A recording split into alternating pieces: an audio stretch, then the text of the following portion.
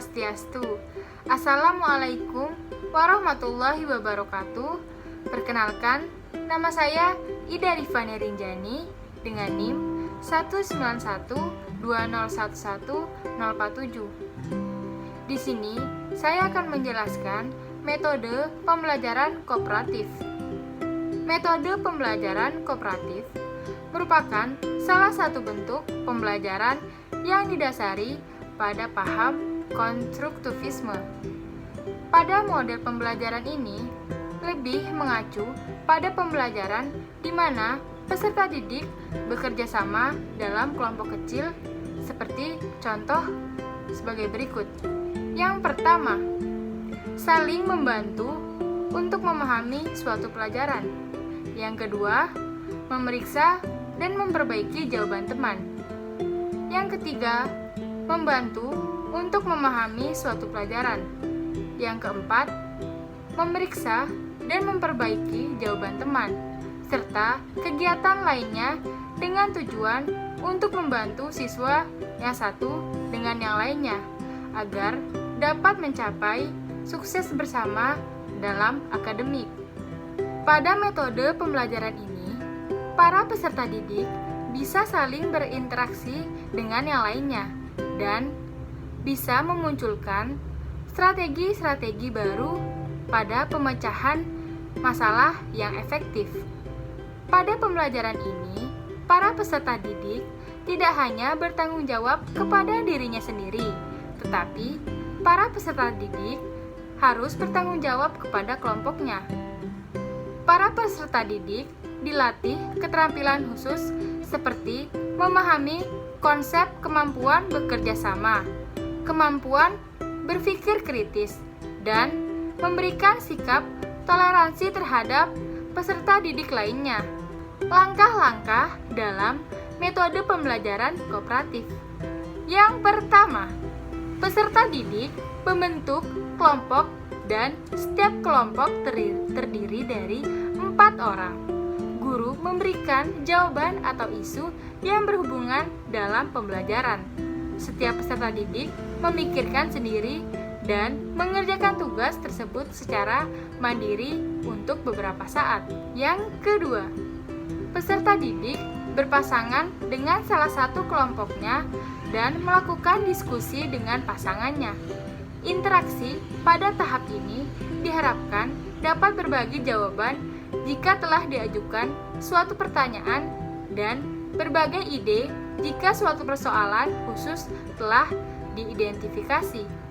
Yang ketiga, masing-masing pasangan bertemu kembali dalam kelompoknya. Peserta didik mempunyai kesempatan untuk menyajikan hasil kerjanya kepada kelompok dan seluruh kelas. Menyajikannya di depan kelas secara efektif dan dilakukan secara bergiliran pasangan demi pasangan. Nah, pada metode pembelajaran kooperatif pastinya memiliki kelebihan dan kekurangan pada setiap pembelajaran. Di sini saya akan memaparkan beberapa kelebihan dan kekurangan metode pembelajaran kooperatif.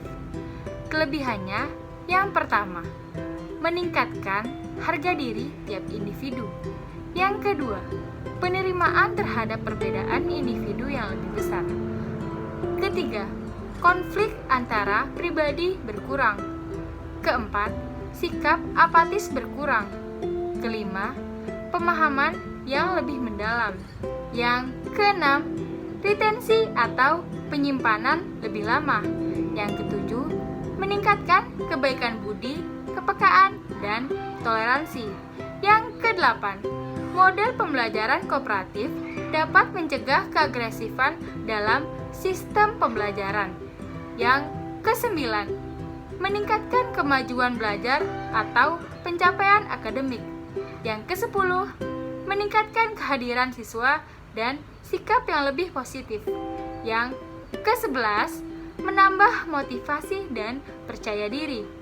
Yang ke-12, menambah rasa senang berada di sekolah serta menyenangi teman-teman sekelas. Yang ke-13, model diterapkan dan tidak mahal.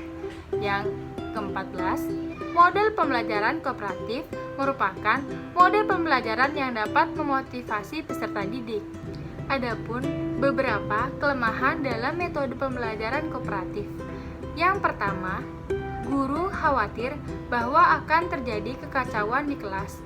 Kondisi seperti ini bisa ditangani oleh guru dengan memilih belajar di luar kelas, seperti contoh yang pertama di perpustakaan, yang kedua di aula, yang ketiga di tempat yang terbuka.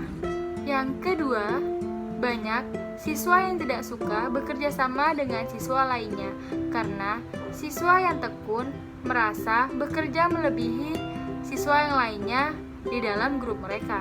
Sedangkan siswa yang kurang tekun merasa minder ditempatkan dalam kelompok siswa yang pandai. Yang ketiga, perasaan was-was pada anggota kelompok akan hilang karakteristiknya atau keunikan pribadi mereka karena harus menyesuaikan diri dengan kelompok. Karakteristik pribadi tidak luntur hanya karena bekerja sama dengan orang lain. Justru, keunikan itu semakin kuat bila dibandingkan dengan orang lain.